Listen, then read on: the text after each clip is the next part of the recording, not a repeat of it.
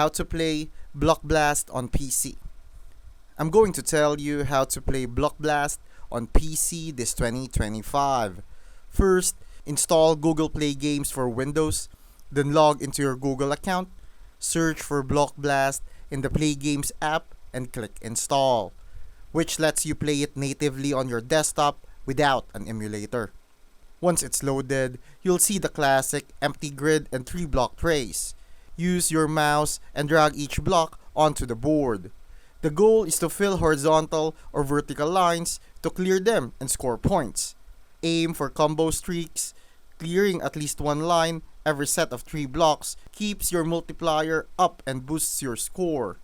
Space is key.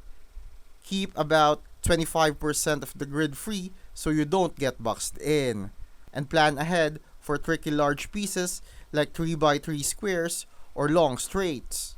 If you ever get stuck, you can switch to practice mode or use the Block Blast Solver website.